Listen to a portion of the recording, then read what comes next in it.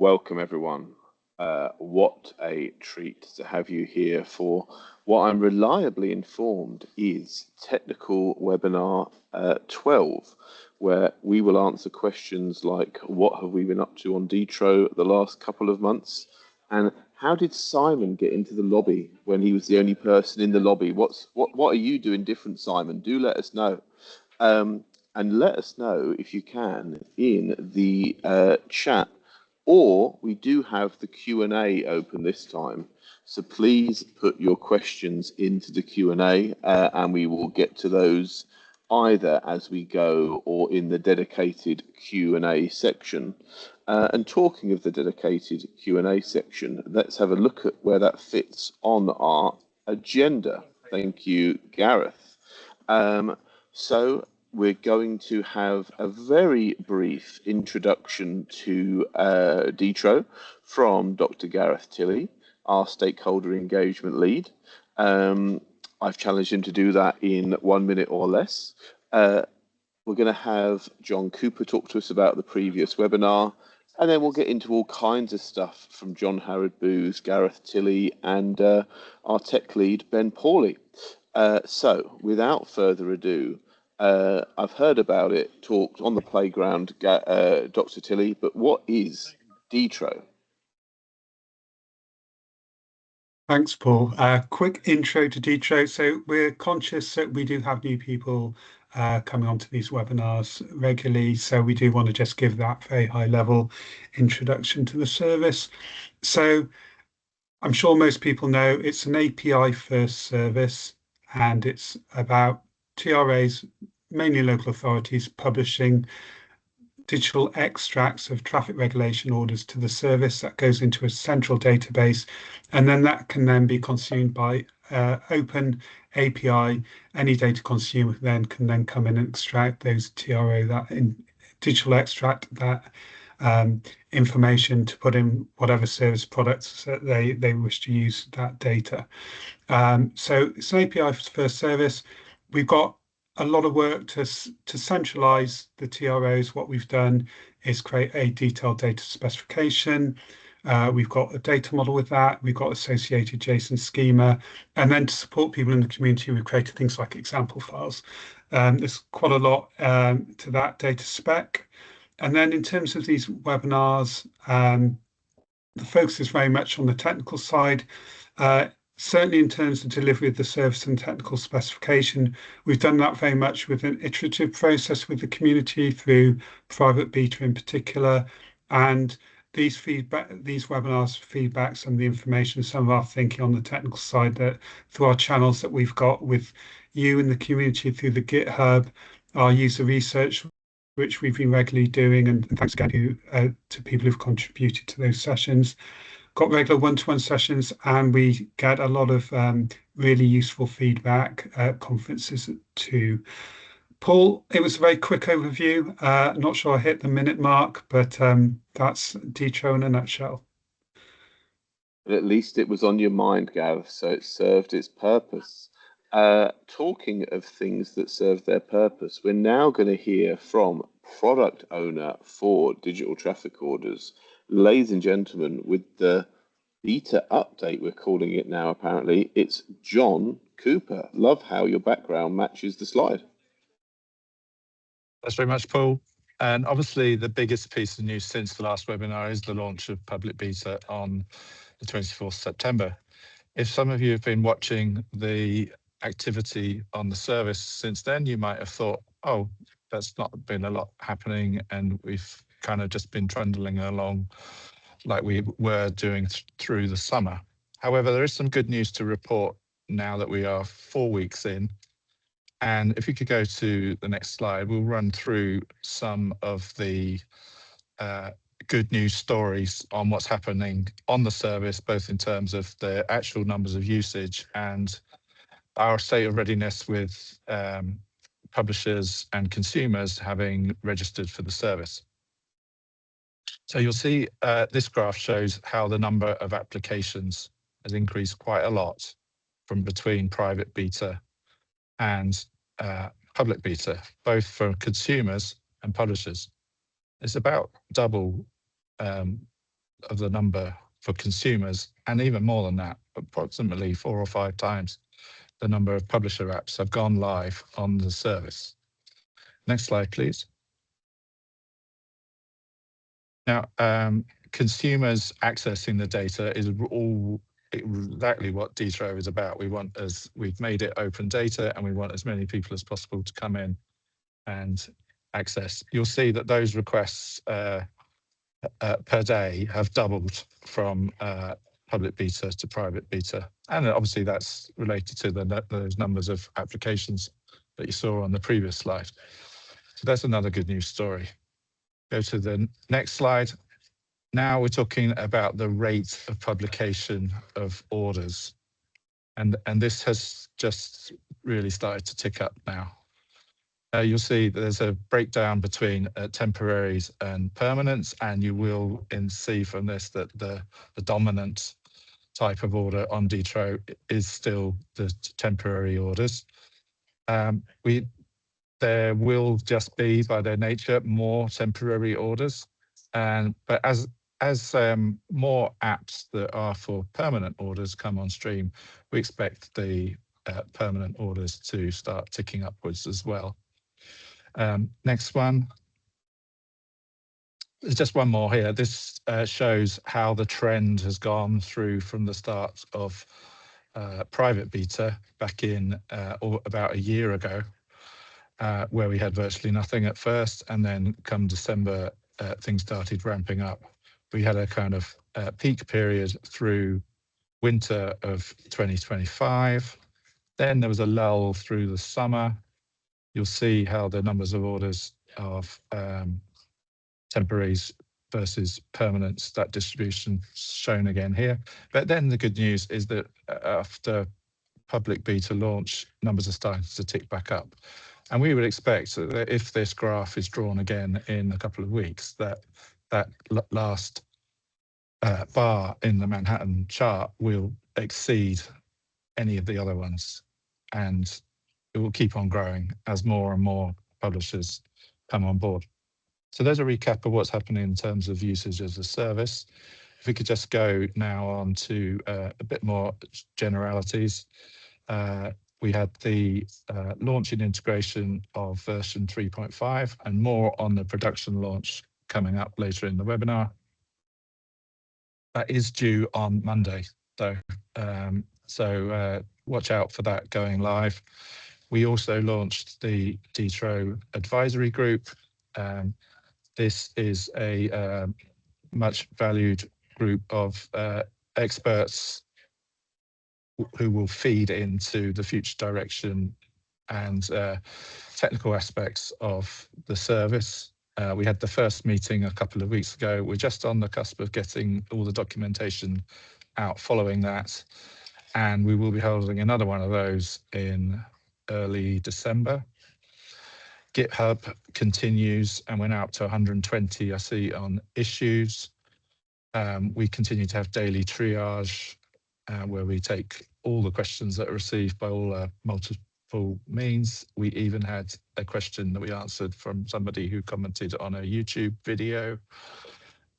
We take the emails and the GitHubs and the questions in webinars, and we try to improve. We also launched in this period a lot more videos. So not only did we have the public beta launch video, and hopefully you've seen that. I did put the link to the playlist in the chat. You'll find the launch video in there. It's 3 minutes long. It's got 850 odd views, which isn't bad for a niche area video. It's gone down quite well. We've received some good feedback. And on the back of that, we've started expanding our portfolio.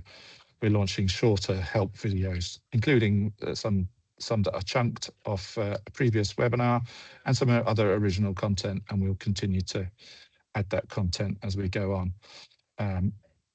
Do let us know if there's a particular help topic that you'd like to see a video about.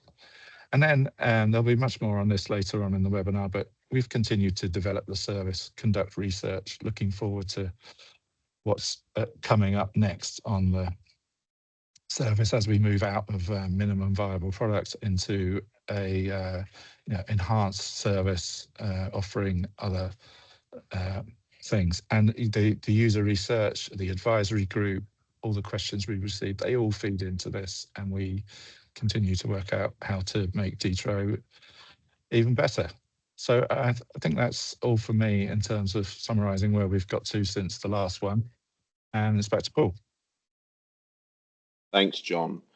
Huge thanks to anyone that's watched a video on the YouTubes. Slightly less thanks to people that just like the posts on LinkedIn but then don't watch the video.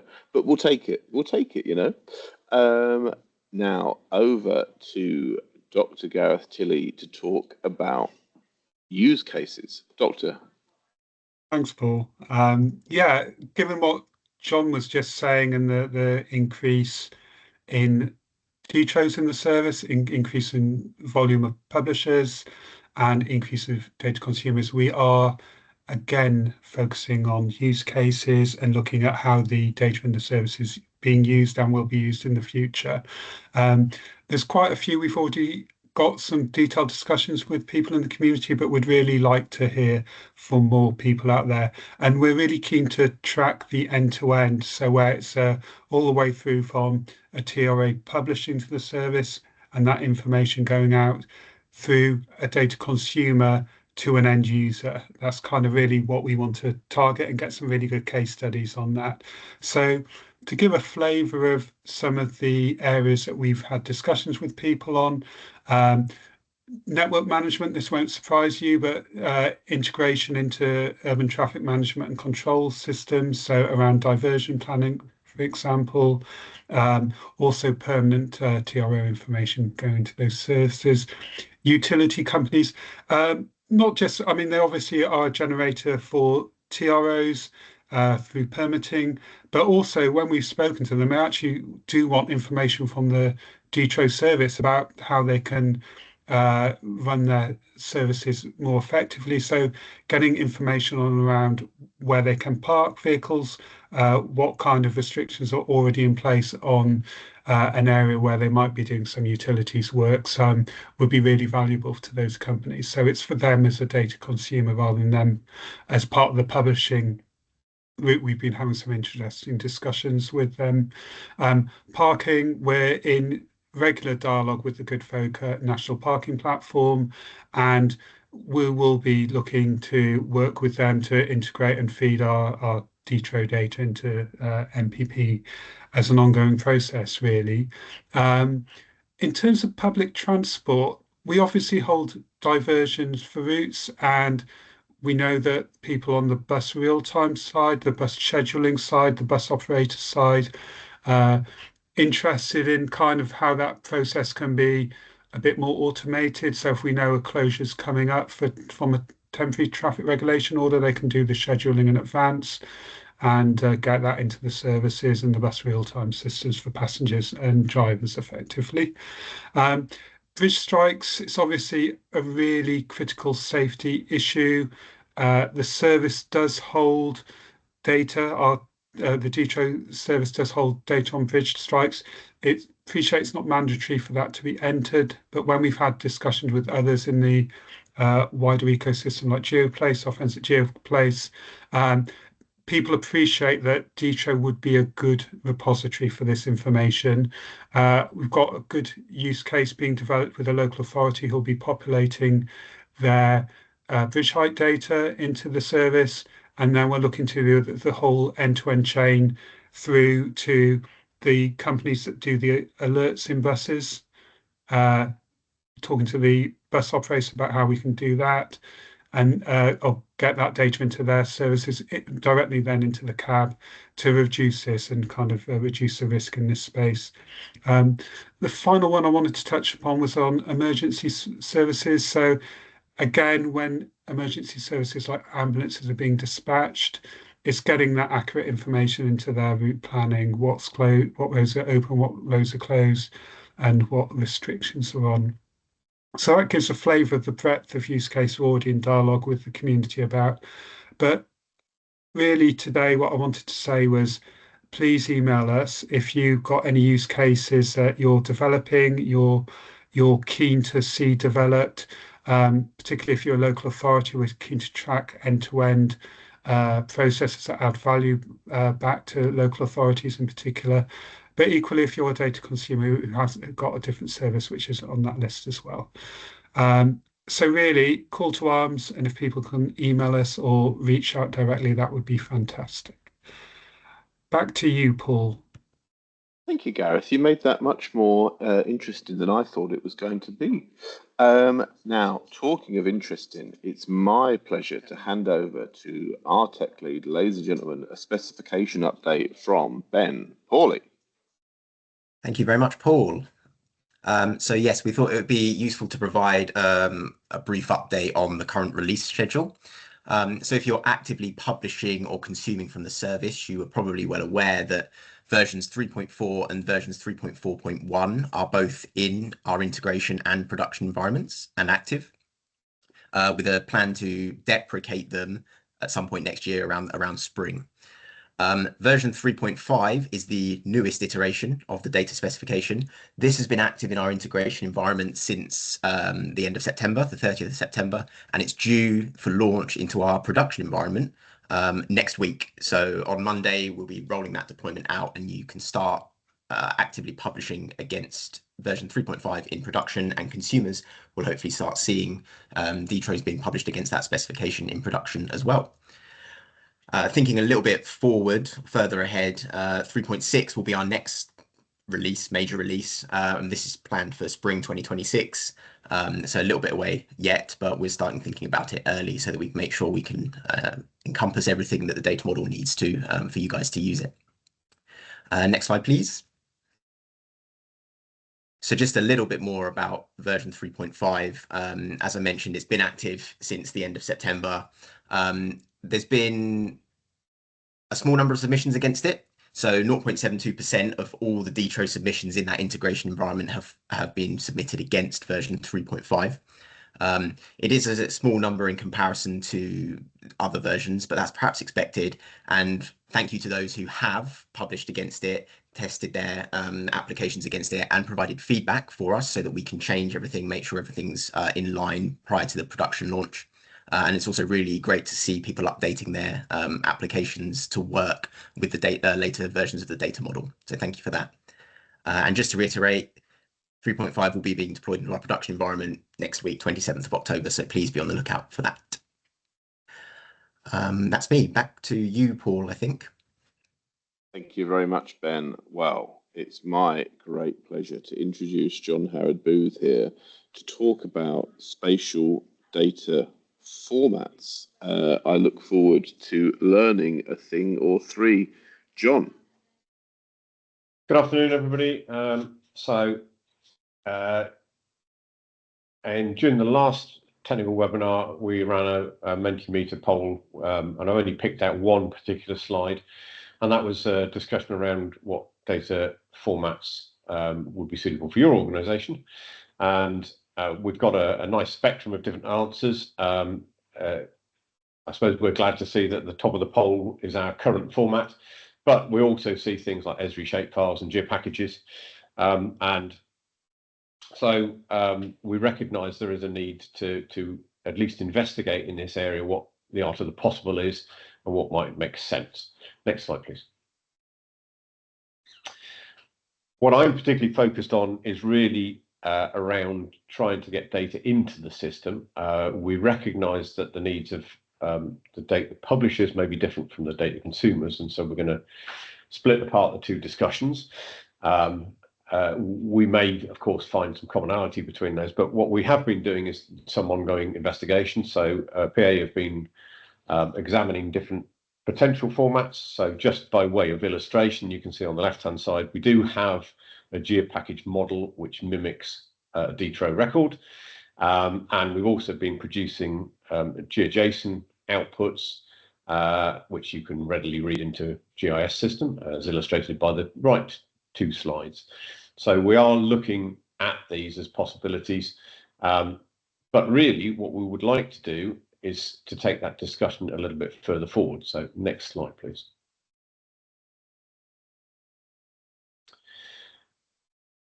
we clearly recognise, and I suppose in the early days of the private beta, there was perhaps a stronger voice for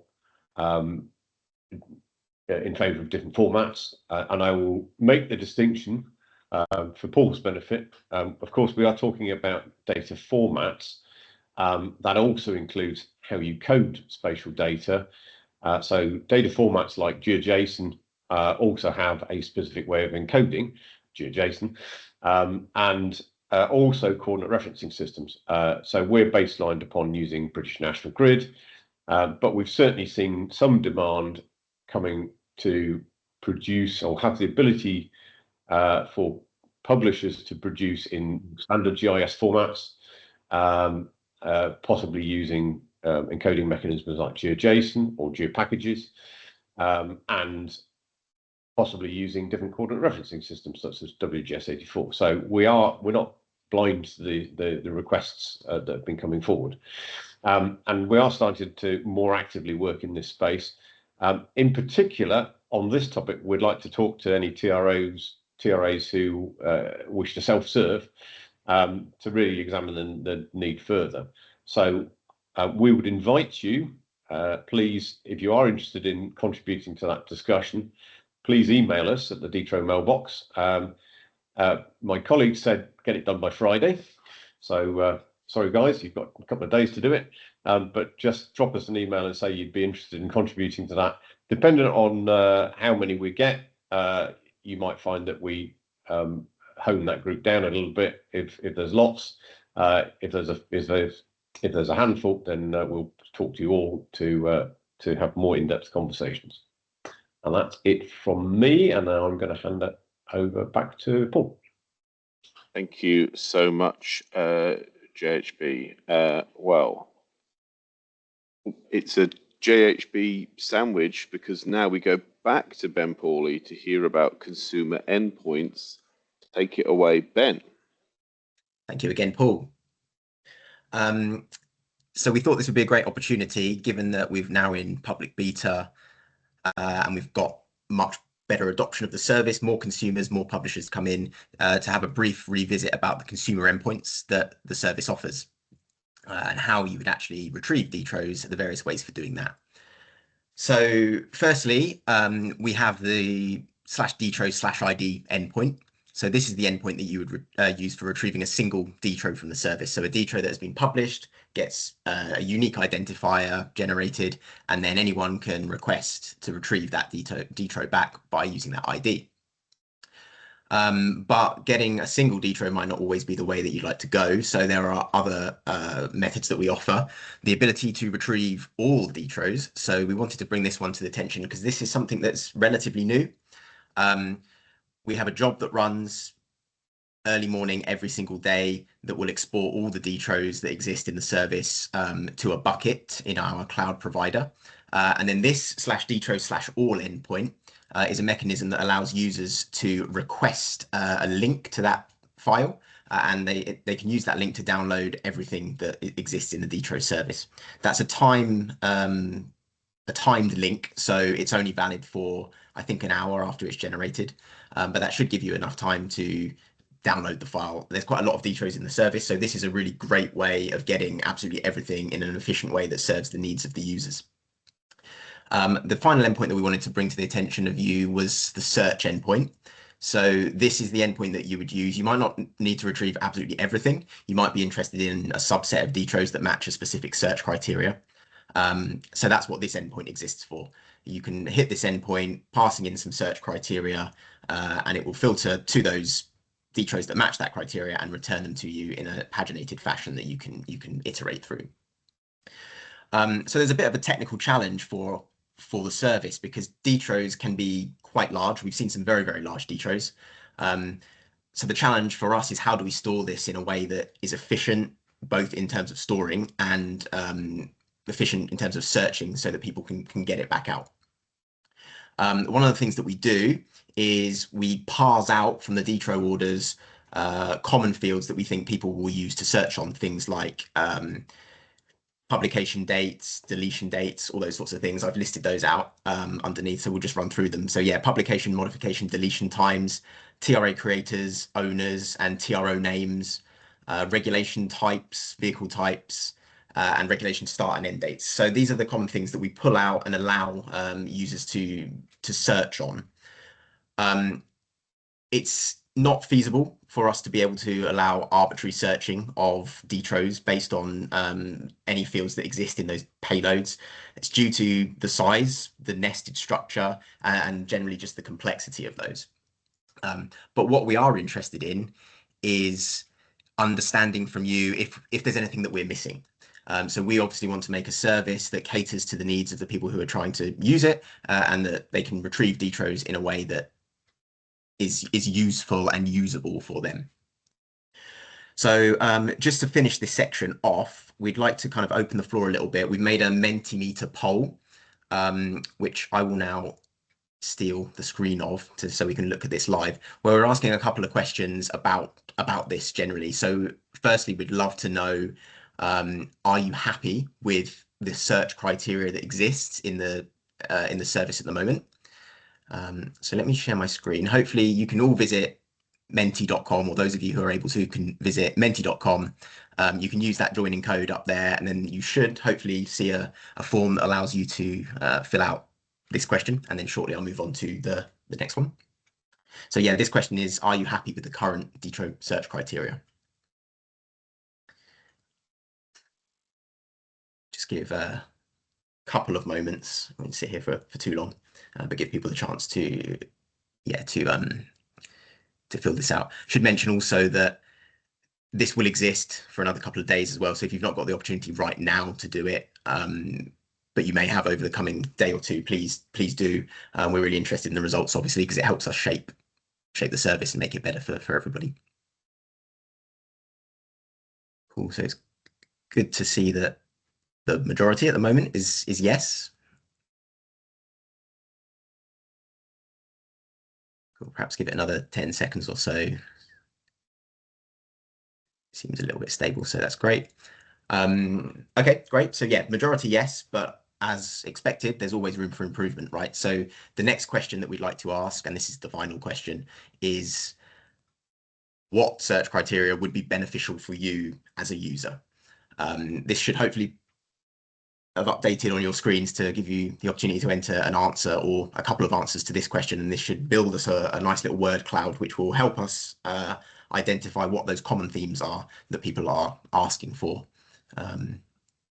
in terms of search criteria for the service.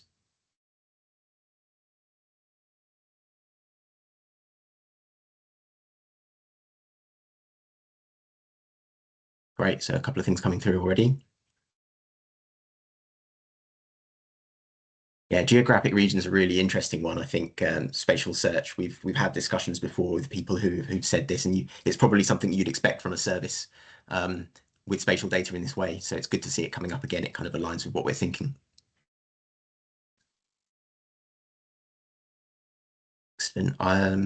Give it maybe another 10 seconds or so. It's a little bit static, so maybe everyone's said what they have to say.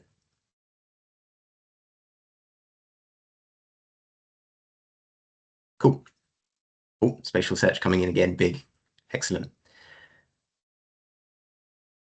Great. Thank you ever so much for that. It's really useful for us to help us, yeah, as I said, understand what works, what doesn't work with the service, and where we can make improvements. So really appreciate your time. As I said, if you'd like to follow up after this and you've got more to add, please do. This poll will be open for another day or so. So please do add if you've got anything to add to that. So thank you very much. I will hand back over to Paul again. Thank you, Ben, for guiding us through that poll so nicely. Treat. Okay, well, what a pleasure it is to lead such a crack team through these webinars. I don't know if anyone's ever worked this out, but I do very little here, and even less than normal, because we have, as far as I can see, no questions. So I'm going to give it a second just to see if any questions come in Obviously, I don't control the slides, so I don't have the ability to know how long we're going to spend while we wait. But thank you, Gareth. But we're always here. I tell you what we'll do is we will go over to the further information, and then we will hear from me one more time, and we'll do a little mop up if needed. Talking of mopping up, it's Dr. Gareth Tilley, ladies and gentlemen. Thank you, Paul. Hi, everyone.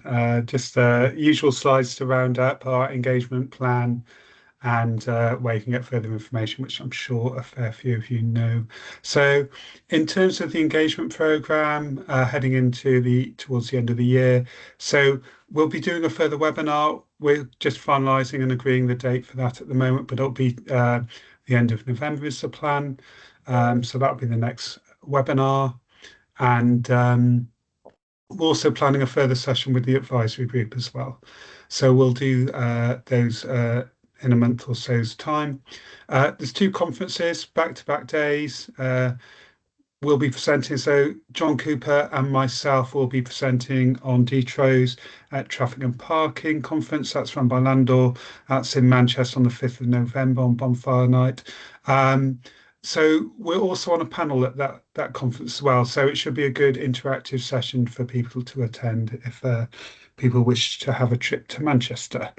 Day after, there's Transport Technology Forum Conference, the autumn conference that they run every year.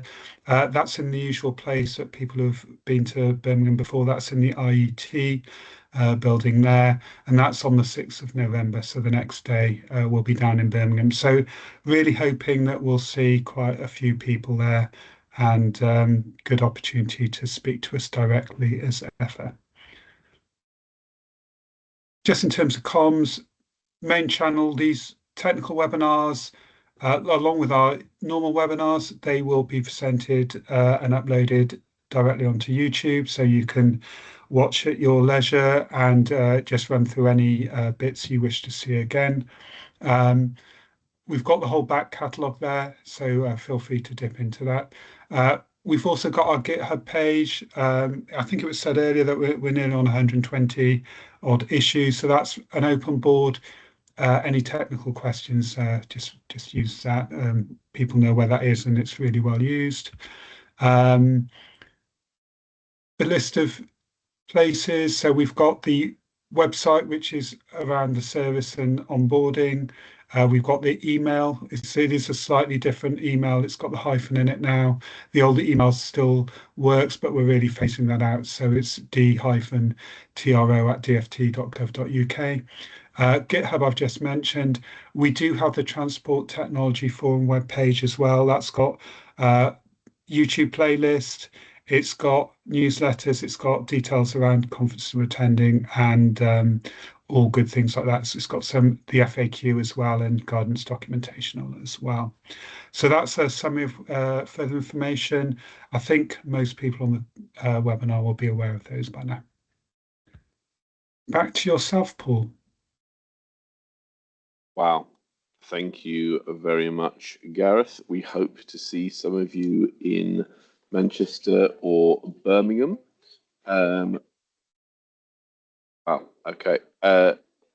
It appears we still have no questions at all, gang, and nothing in the chat. So I'm going to assume that you are all, I won't go so far as to say happy, but I'll say content.